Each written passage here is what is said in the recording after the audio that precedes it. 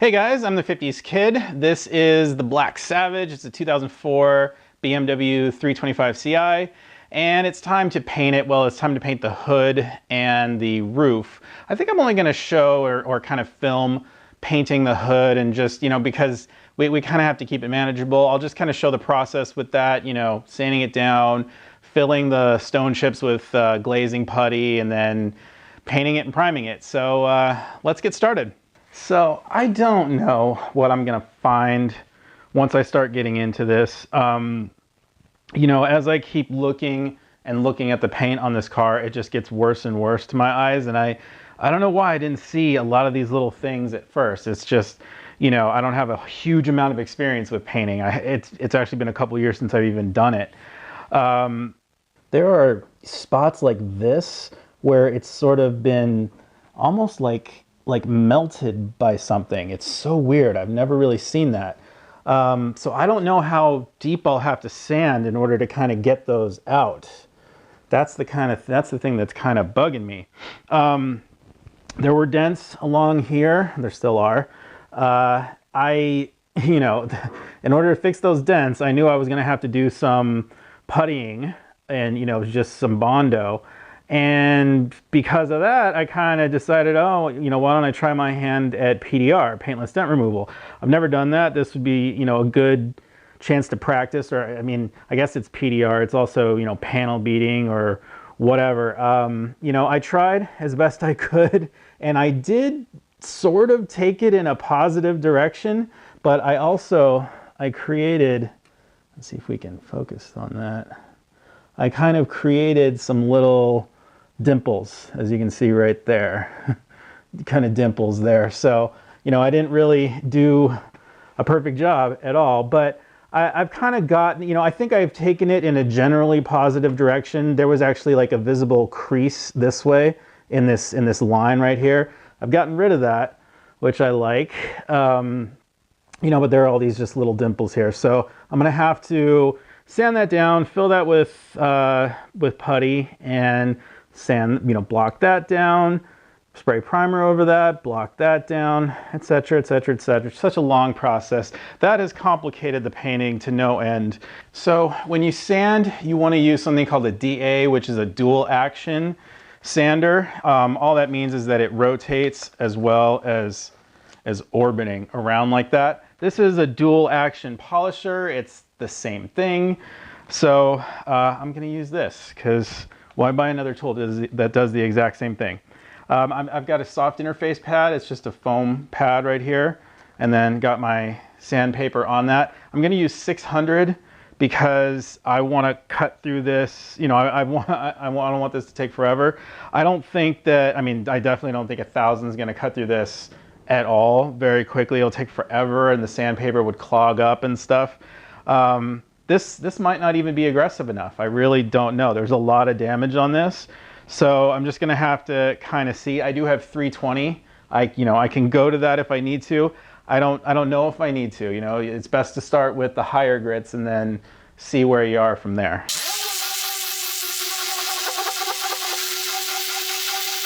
So you can see those marks that I was talking about. So you can see it right here. We're just kind of, we're eating through it. We're kind of getting there. I think if I just keep going, I should be able to kind of get that out of there.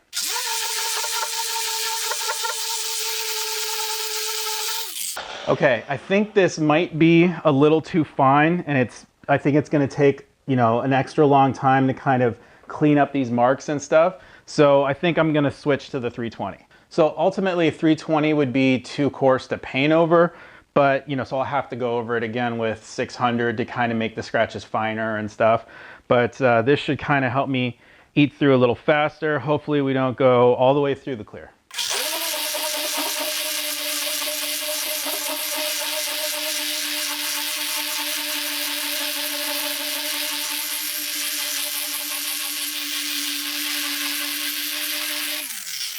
Probably best to avoid that edge. You can see I've already sort of burned through it right there. I haven't burned through all the way. That's still paint overable, but don't do that. Don't do what I did.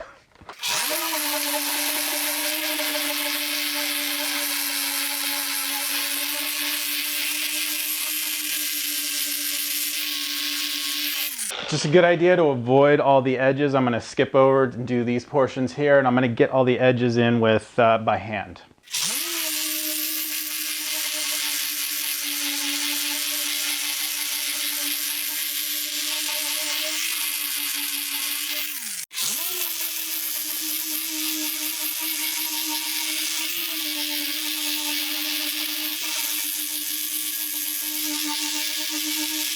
I should have mentioned this at first, but you see how I put this tape over here? This is to just protect this panel, just in case I accidentally went into it with the sander.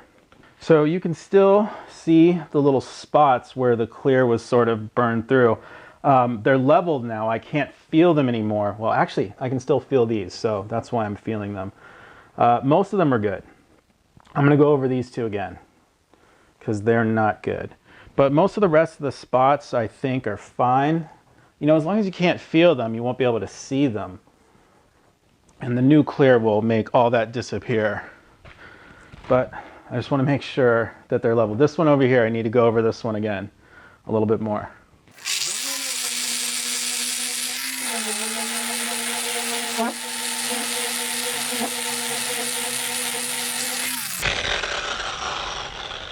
Okay, I think that one's good now. So this was that damaged area, that sort of sun damaged area from before. I think I've just broken through it because you can see that it's not white anymore. So I think we've gotten through all the clear, and now that's the paint layer right there. So I'm gonna, that's why that needs to be painted. I think I'm gonna wipe this down just to kind of see where we are. I just wanna make sure. And so I'm using Prep-All, which is basically the same thing as VM&P naphtha, if they still sell that in your area. I should probably actually blow this off with compressed air, but I don't want to get the hose out right now.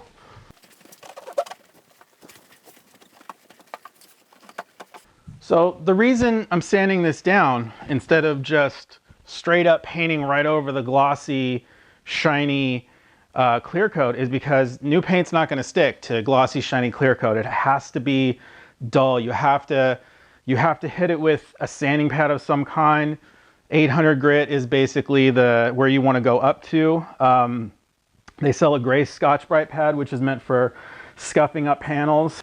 And that's what I'm going to use to get all the little nooks and crannies that the polisher sander couldn't get. So I'm going to use that to kind of do up here and get in through all the louvers in here.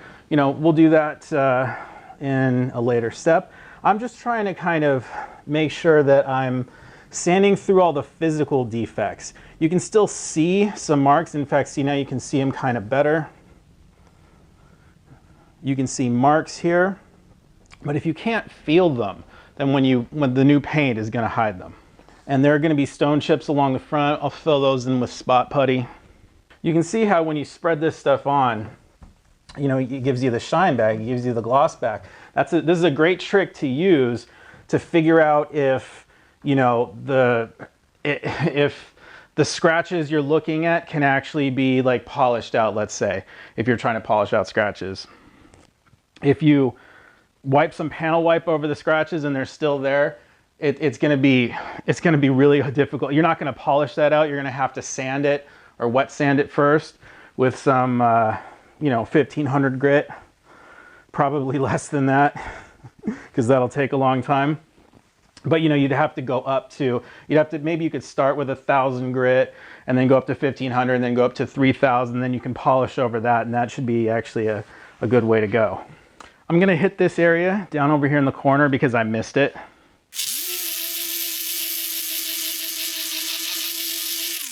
Okay, so this mark right here is a great example of what's gonna be filled in with spot putty. I can run my finger over it and I can clearly feel the mark. And I'm never gonna level that out. That's actually through the clear coat. Okay, so I think I'm good with the 320. I'm gonna go over it again with the 600. No point in me showing you that. It's just kind of the same process. So I'm gonna do that, come back with you. Okay, so that got all my areas. I went over those with 600. So now those scratches should be fine enough to paint.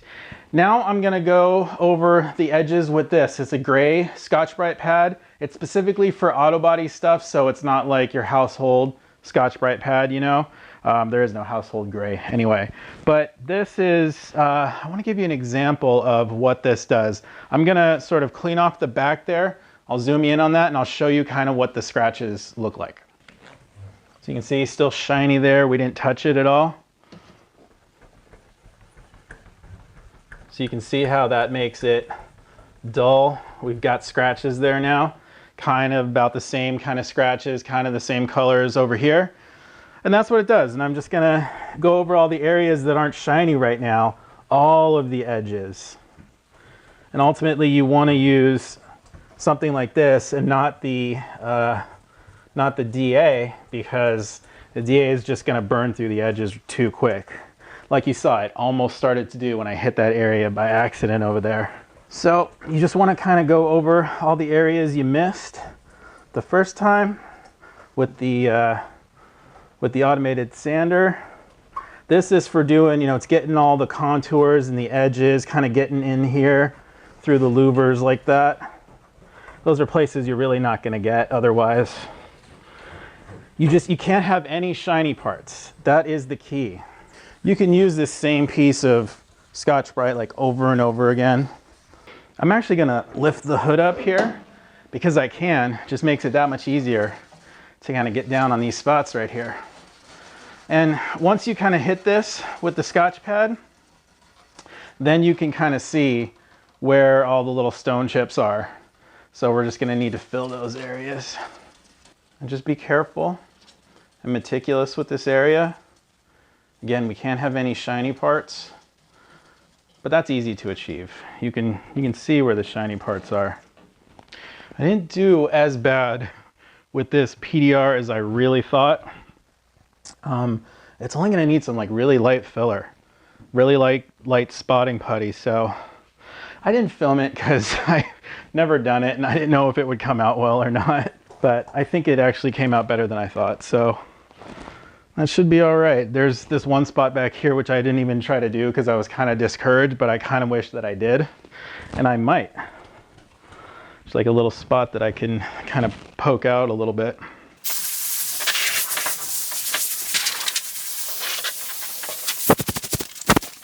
Okay, I'm gonna wipe it down again. So now that it's wiped off, you can see that there's sort of a glaze over everything. Now you can really look and just see where there isn't a glaze. And you know, you can just kind of hit those areas a little more. I think I missed an area up in there, maybe a little bit right here. Also maybe a little bit right here, kind of the same spots really. So I'll just go over those again and then we'll get on to the glaze. So you can really see the stone chip areas like right here. Usually get those right on the front of the hood. That takes most of the damage. So I've just got this spot and glazing putty, and it says you can use this over sanded OEM paint. So I'm just gonna use this. I'm gonna use this to fill in the little pinholes and stuff. I guess this is a 1-part glazing putty. They make 2-part ones too, but this is what they had.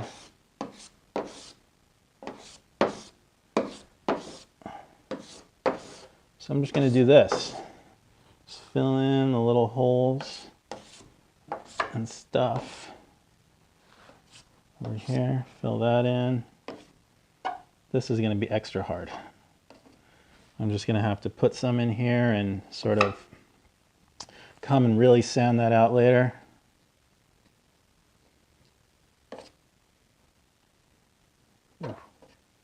Yeah, oh well.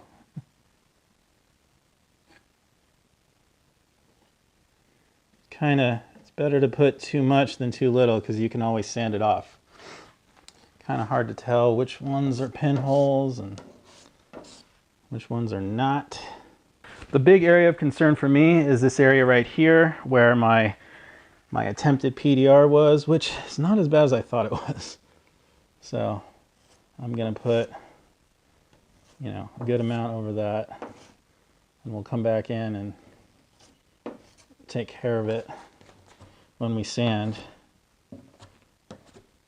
But I kind of want to have some on there, kind of treating it like normal Bondo, and that way I'll just, you know, come along with the sandpaper and kind of block it afterwards. It's probably way too much, but who cares? There's some there. There's like a little dent there, so put some there. Okay, and I'm just gonna get all of the other little pinholes that I can possibly see, especially here on the front right here.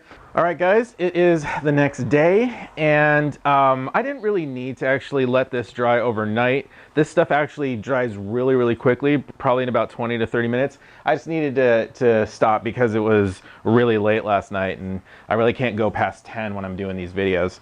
So I let things settle overnight, and something kind of interesting has happened, which I want to point out. All this sanding dust has just kind of settled over the whole car. So that's one of the reasons why people don't paint in their garages. That's one of the reasons why they paint in a booth. Also, a booth lets you sort of, the booths are heated, they can kind of bake the paint in and all that kind of stuff. But in a production environment, they're going to do all the prep work like out in the main work area where it's like unprotected, like the whole area is just covered in sanding dust the whole time. They do all that stuff, they do all the prep work, then they just wheel the car into the booth, so they just kind of leave all that area that had all that sanding dust sort of suspended in it. But I can't do that here, so things have to change. We have to be a little slower about this, because painting stuff, all this stuff doesn't really take that long. You can probably do all the prep work in an hour or two, and then the painting goes really, really quick. But I can't do it that fast. I'm gonna have to wait between the various stages because I need to wait for that sanding dust to settle. Then I need to wipe it off. I can't blow it off because it's just gonna get suspended in the air again, and it's gonna end up landing in the paint job if I paint when it's like that. So I have to wait for it to settle, and then I wipe it off, and then I'm gonna do some other prep work in here just to make sure that I'm being as clean as possible. But I've painted bumpers in here before. I've gotten good results. I haven't gotten, all that stuff landing in my paint jobs just because I've been meticulous and I've taken my time and I've just sort of, made sure things are as clean as possible. So that's what I'm gonna do on this job. That's kind of ultimately what you would need to do if you're painting at home. It's not advised to do it here, but you can, I think I can pull this off. So I don't know, we're gonna see. So I'm just gonna use a fresh piece of 600 grit on this soft interface pad from the sander I was using. And I'm just gonna use this to sort of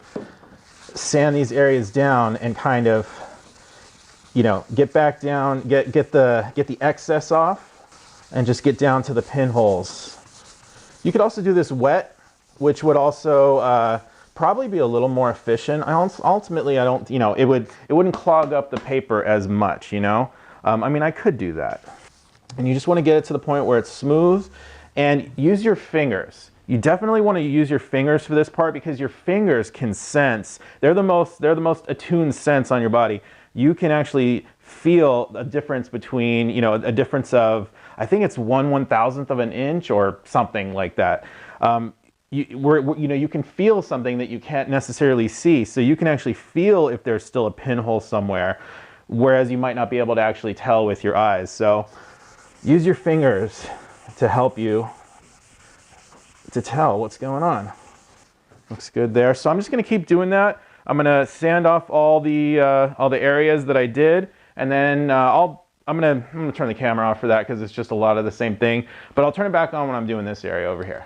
So this is something interesting, guys. Right here along this edge, I had put in a lot of filler in order to fill these two little spots right there, and I've sanded it back to kind of reveal what the spots were. And I'm running my finger over it, and it feels fine up here, but when I run my finger over it this way, right here, I can feel this little groove right here where I didn't get enough filler. I can feel with my finger that there's a low right there. So I'll have to go back and put a little more filler on there and just kind of, let it dry, sand it again. Luckily, this stuff dries pretty quickly. So, but that's why it's just so important to use your finger. You got to run it along. You got to feel where the problems are and where you haven't done enough. So, fingers. So ultimately, I only missed 2 spots. There were 2 little spots in here that I missed, so I just put some putty there, and then that one little area right there that I missed. So we'll wait for those to dry. While we're waiting for those to dry, I'm gonna block out this area over here. So for this area, we've got those low areas, those little low spots. So in this one, I'm gonna try to, well, I want to block sand it. I've got this sort of hard sanding block that I'm going to use, and the basic technique is to just kind of go diagonally you know, crosswise this way, that way.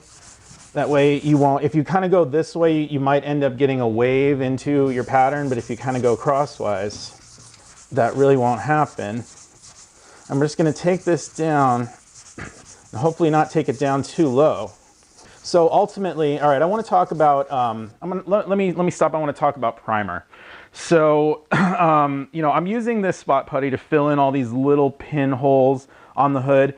I'm not going to cover those with primer. Usually the rule is, you know, anywhere you put putty or like Bondo, anything like that, any kind of filler, you want to primer over it, because if you don't, you could get a little bit of a shrinkage. You know, the chemicals in the paint could cause a little reaction with the filler. You can get a little shrinkage, and then you're just going to see the outline. For instance, if I just painted over this sort of pink area right here, I would see that outline later on. And it's especially worse with like lighter colors too. So the rule of thumb is that you want to, you know, spray primer over any filler. But with all these little teeny tiny pinholes that I've been filling in the rest of the hood, I don't think that's necessary. It's not, you're not gonna, you know, you're not gonna see that little teeny tiny pinhole. This area, however, you're gonna see. Okay, so I'm gonna spray a little bit of primer over this, just this little area right here. Because I'm doing that, it's not going to matter if I sand over this edge and kind of get into the primer, or sand through the primer even. It wouldn't really matter. So I don't really need to be as paranoid about how hard I'm kind of sanding right here. I could even use more aggressive sandpaper if I wanted to, which I probably should be using. So not too big of a deal. But in the rest of the hood, you know, I'm trying not to, I don't want to spray the whole entire hood with primer. You know, rather than use this little filler, I could have just sprayed the whole thing with primer. The primer would have filled in the holes, and then I would just be blocking out the whole entire hood like this, you know, which is kind of a pain in the ass. So I'm just attempting to use less material to be more efficient in this job. This is really the only area that has major filler in it. And we're just going to get it to the point where it's smooth. There are no highs, there are no lows. Run your finger, see, I mean, right there I can see the little lows in that little area where the putty kind of shrank a little bit as it was drying. So I can tell I need to keep going. And I probably should be using 320. I can still feel highs and lows. I mean, who knows? I probably didn't even need to use this spot putty right here, since I am spraying. I've got a primer surfacer, which, you know, you can build up layers, and it would, I don't know, it might have been able to fill in these little voids here. I don't have a super amount of experience with it, with knowing things like that, but, you know, it doesn't matter. I'll just sand this off, and, you know, I'll get it to the point where it's pretty smooth. We'll spray some primer over that. We'll block that out, and it'll be smooth. All that matters really is the sight line. You know, you don't want ripples. You want it to just be flat and smooth, because, you know, it's a hood area. This is where it really matters. When you look down it, when you sight down it, you don't want to see any ripples or anything like that. Okay, I'm going to switch to the soft sanding block for this area right here, because there's a contour right there, and, you know, a hard block is not going to be able to sand that contour properly. I'm also going to switch to 320, which I should have been using all along, just to make it faster.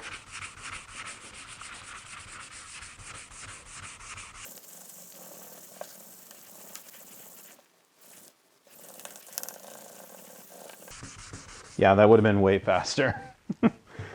Might have been faster and better. So anyway, I think that's pretty good right there. I think we've got filler in the areas where we need it.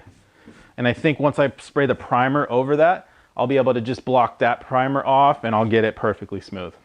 So now I'm going to clean off all the sanding dust. I'm going to get the bulk of it off with these wipes that I have here. And then I'll follow it up with the prep ball.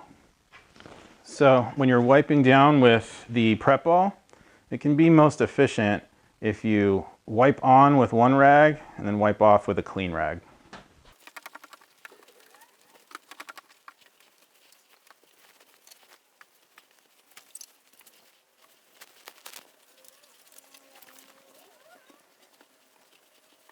So I've got this wax paper here, and I put some tape along the edge. I'm going to use this to mask off the area, just to prevent overspray across the whole panel. And you see this area has a different coating on, this paper has a different coating on one area. It's kind of like a wax coating.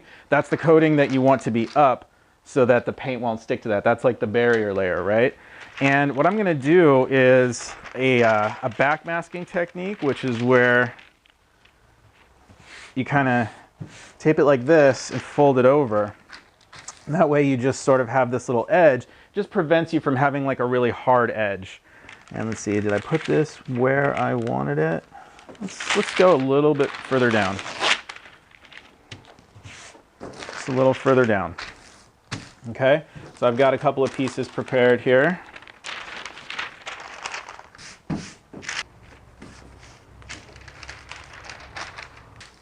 So that's kind of the area where I'm going to put primer. So it's all masked off there, and I'm going to clean it one more time.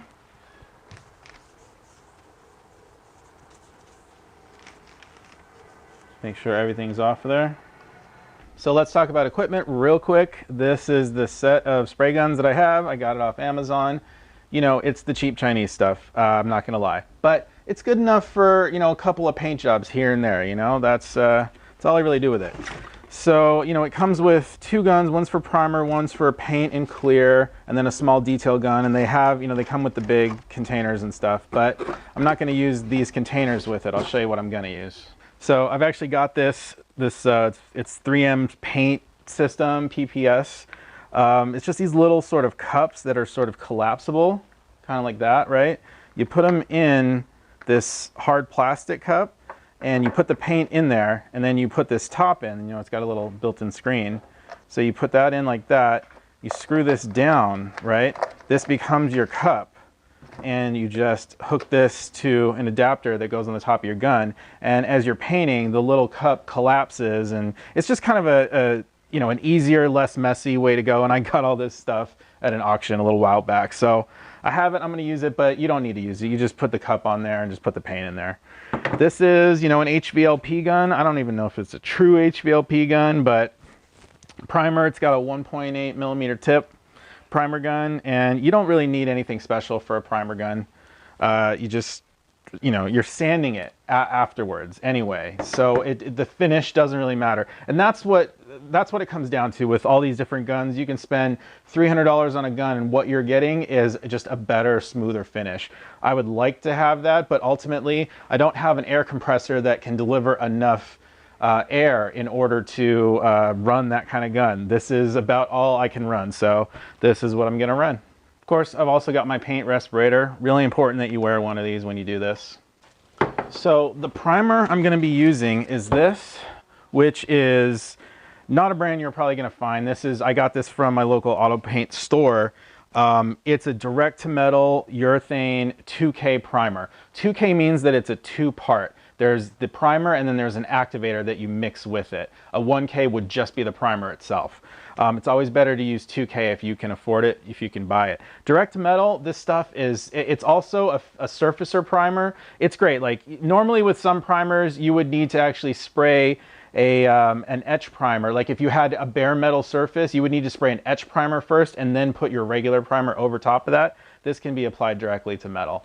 And this can also be used as a surfacer primer. So you can just put multiple coats of this on and then, you know, block sand that, and that can be, that's basically your filler. And I'm realizing now that I could have just done that rather than, you know, on the areas that I'm gonna prime right now. I probably could have just used this primer. It probably would have been enough to fill in those areas if I put on enough coats. Just wasn't thinking about it. That stuff is really made by TCI products. In case anybody's interested, I went and I downloaded the data sheets, which you should always do. That way you just know what your mixing ratios are gonna be. That way you don't have to remember, because I don't know, they tell you a lot of stuff in the store, but I don't remember any of it. This is a painter's pail. It's just got the little mixing ratio things on the back. And in this particular case, this primer, I'm gonna mix it 4 to 1 to 1 with activator. That's the 2K part. You know, that's one of the Ks. I could just mix the primer with the activator. That's possible. But you also are able to use, or you can use, reducer, which is basically kind of like a solvent that thins out paints, right? And I have this, so I'll use it. It kind of makes it flow a little bit better. And this is just medium reducer. They make a fast, a medium, and a slow. fast is when is a what you want to use on a cold day, and slow is what you want to use on a really hot day. So today is kind of an in-between day. I'll just use the medium. I'm going to mix this up 4:1:1. So that primer I showed you in that gallon can, I have some in here because it's easier to pour out. And I've already sort of mixed it around, but I'll grab another paint stick as well. Now, you do not have to do this with the spray gun and all that stuff. You can just, I mean, this is a lot. I get it. I have this, so I'm using it, but you could totally just buy a can of primer. And you could even use 1K primer, as long as it's like a good quality primer, just, you know, you could use that. So like I said, I've already kind of pre-mixed this a little bit. Kind of get it good. And the way this works, see, I'm going to use the 4:1:1 scale. And what you would do is your first component, you're going to put it into whichever number you pick. And that's going to be like my 4 component is the primer. So I have to use that first. I'm going to put the primer in. I'm going to pick 3, okay? So I'm going to fill the primer into the top of this third box right here. And then I'm going to put activator in until the whole level of the stuff gets up to the 3 on the middle one, and then I'm going to put the reducer in until it gets up to the 3 on that one. So that's how you use those. Okay. Okay, this one, we're going to go to the 3. Okay, then a little bit of reducer.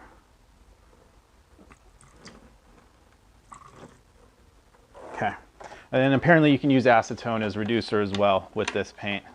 And this particular product, once it's mixed with the activator, it has a 60 to 90 minute pot time. So that's good.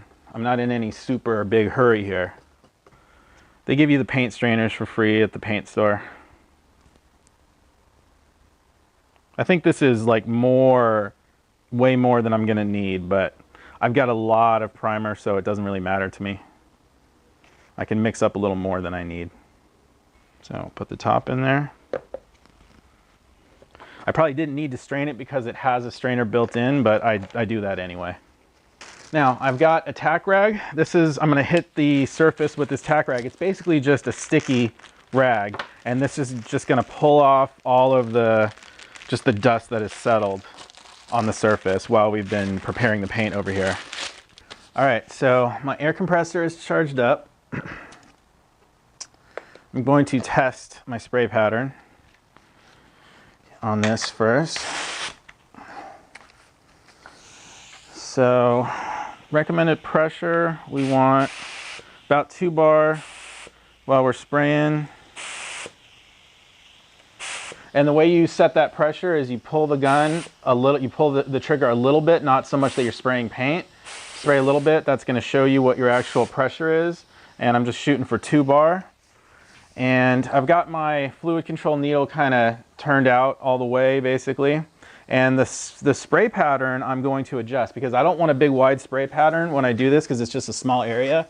So that is a lot of paint. I might turn that needle in because I don't want to get runs and stuff. Yeah, okay, it's like that.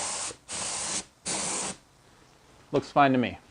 So I'm just going to tack rag this first. You just kind of lightly brush it over. Just pick up any stray particles of dust. I'm just going to hold the mask over while I do this.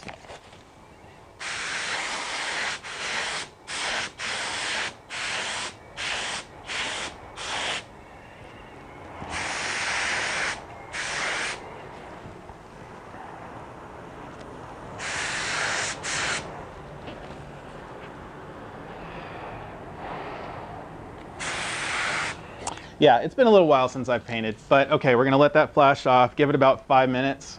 Yeah, to be honest, I'm really embarrassed about that spray pattern I just put down.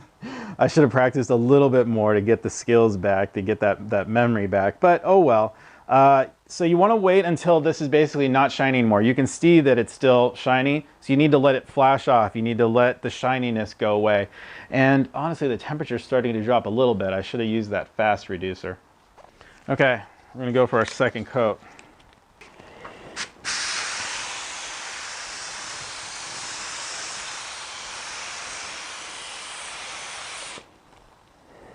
That's better. All right, so it's flashed off. We're gonna go for our third and final coat.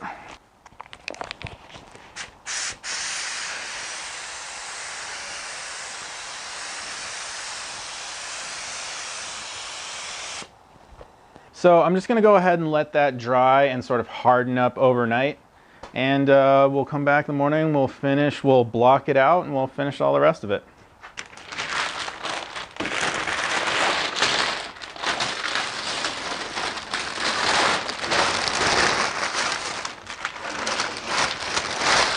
So it's been a day, and I probably could have actually just sanded this after it dried for about, I don't know, 60 to 90 minutes, but you know, I ran out of time yesterday anyway. I had to get to my normal job.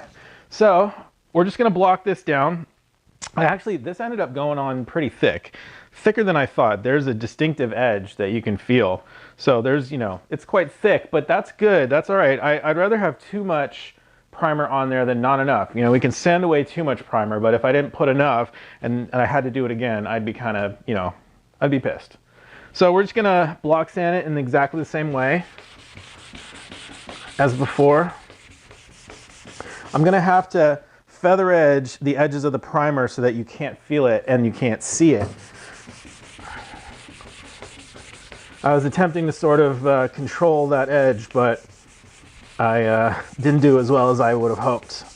And honestly, I've got 320 right here, and it's probably not enough because it's gonna get, it's not like coarse enough. I probably should have something like 180, but I don't have any 180, so I've just gotta go with what I have here. But I'm gonna sand this down and see what kind of results I get from that situation. And I'm hoping that I don't, while I'm putting 320 scratches here, I'm hoping that I don't cut all the way through the rest of the clear and base and go down into that primer, but even if I do, it's really not not the end of the world. I'll have to keep clearing out the sandpaper as I go because it's only 320. And the sanding dust is sort of helping me see my low areas, which are right here. You can see how they're a slightly different color here and here. Those are the two, you know, that's where, those are the areas where, you know, we need to actually cover it up. So I'm just gonna keep on going until those areas sort of disappear. And I think I realize now, definitely the mistake I made was when I sprayed on my first coat, I should have went only a little so far, you know, and then when I did the second coat, I should have come out a little bit farther than that. Third coat, a little bit farther than that. That's the mistake I made here. If I had done that, then it would have been a lot easier to sort of feather this in. I would have had a much less sanding to do. So, my bad. But it is not the end of the world. You can fix all these things with sanding. I'm sort of beginning to wear through the clear right there, which is gonna happen, but it doesn't matter. We're painting the whole hood, so it really doesn't matter. So I can feel there's still a little edge here, but here I've done a nice little fade out already. Here, still a little more of an edge. You know, I'll work on it. No edge here really. So you just kind of, again, use your fingers. You'll be able to tell. So I'll just get my edges down so where, you know, you can't even feel it. You can't tell the transition. And we'll be good to go. Feeling pretty good. I think I'm happy with that. Nice and smooth. You can't see the damage area anymore. Can't feel the low spots anymore. That primer's filled them in really nicely. We've got a feathered edge on all the outsides. Definitely doesn't feel like there's a big bump and then there's a big layer of primer there. So I'll just have to do the same thing down over here. We'll need to get my little sanding block. I think I can do this outside edge here. But when we get up into this curved area, I'm gonna have to grab the sanding sponge. Sanding sponge.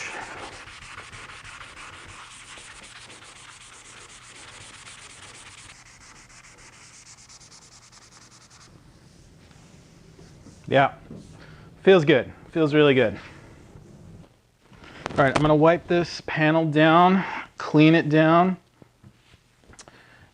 and we should be done and ready to go. Well, we'll double check things.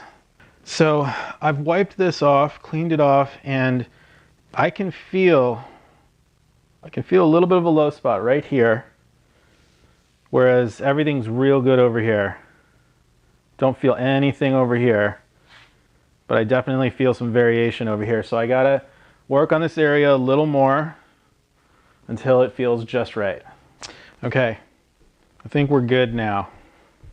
So you can clearly see that we've got this big area of 320 scratches right here amongst all the 600 scratches.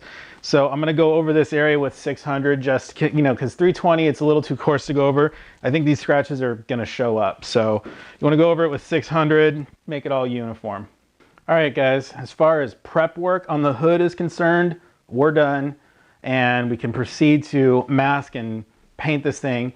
The only thing is I need to also paint the roof. Yeah, you can see I've got this whole area to prep. I gotta sand it down. I gotta make it nice the way the hood is.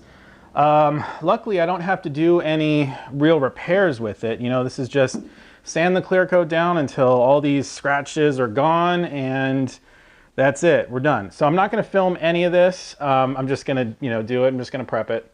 We're concentrating on the hood as far as what I'm showing in this video, but I got to prep that, and I've got to prep the side of the car as well. This is that area where they rubbed through the clear coat. So we got to get the writing out, the LSVK out of there, and then the SSR. It's kind of hard to see right now, and it's dark outside. I can't open the door and show you, but if you've been following my videos all along, you know the damage to this area. Unfortunately, I'm gonna have to paint this whole area, and I'm gonna have to clear, well, I'm gonna put just a little bit of paint where they rub through the clear coat, depending on what happens when I sand out the letters, how deep I have to go with the letters. But I'm only gonna do, you know, I'm gonna do a blend here. I'm only gonna do a little paint where it's necessary, and then I'm gonna clear coat the rest of the panel. Unfortunately, that means clear coating this whole thing all the way up to here. So all that needs to be prepped and masked off. The door needs to be masked off and all that stuff, which blows, but it's not that big a deal. There are some problems on this panel. There's a ding right here, which I tried a little bit of PDR and it got a little bit of it out, but that's that. There's another ding down here, right in here, and I'm not gonna be able to fix that because I don't have the PDR tools to do that, and I'm not going to spend extra money on it, so that's just going to be a problem that we're going to have to live with, unfortunately. So I did go ahead and sand the roof. I sanded the quarter panel, and I think I'm going to end up probably repairing that lower dent because I can't bring myself to just paint over that and leave that there, you know. So I'm going to look into which tool I want to buy exactly to pull that thing out.